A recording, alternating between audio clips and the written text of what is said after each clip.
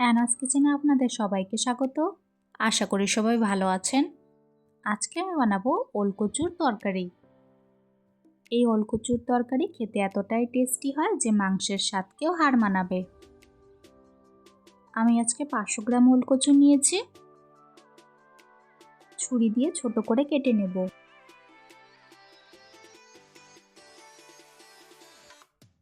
এরপর একটি বাটিতে জল বসিয়ে দিয়ে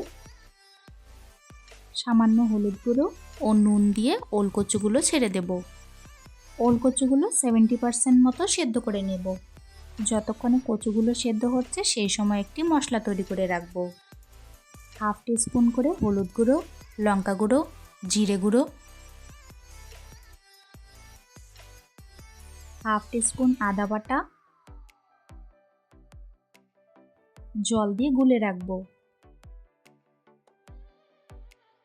কড়াইতে পরিমাণ মতো তেল দিয়ে একটি তেজপাতা ও 5 ফোড়ন দিব। ফোড়নের থেকে সুন্দর গন্ধ বের হলে সেদ্ধ করে রাখা কচুগুলো ছেড়ে দেব।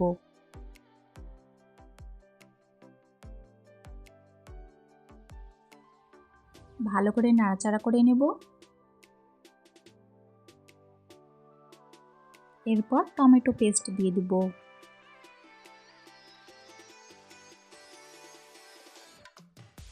স্বাদ মতো নুন ও 1 চামচ চিনি দিয়ে ভালো করে নাড়াচাড়া করে নেব।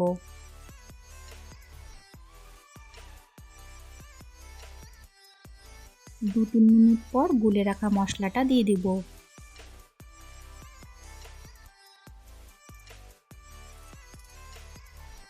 এখন ভালো করে তেল ছাড়া অবধি কষিয়ে নিতে হবে।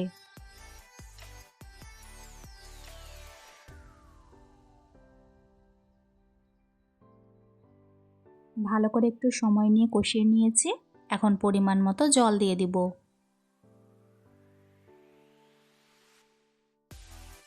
আজকের রেসিপিটা যদি আপনাদের ভালো লাগে আমার চ্যানেলটিকে লাইক, শেয়ার, সাবস্ক্রাইব করে আমার পাশে থাকবেন।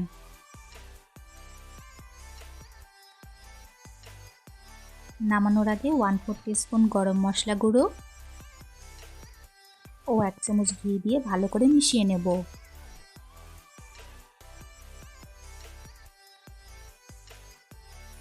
ঘি ও গরম মশলা গুঁড়ো দিয়ে 1 মিনিট মতন ফুটিয়ে নিলে তৈরি হয়ে গেল আমাদের আজকের রেসিপি, নিরামিষভাবে ওলকচুর তরকারি। রেসিপিটি কেমন লাগলো অবশ্যই কমেন্টসে জানিও। ওলকচু তো অনেকভাবে খাওয়া যায়, একবার আমার রেসিপিটি ফলো করে এইভাবে বানিয়ে খাবেন, আশা করি ভালো লাগবে। আজকের ভিডিও দেখার জন্য আপনাদের সবাইকে অনেক ধন্যবাদ। সবাই খুব ভালো থাকবেন।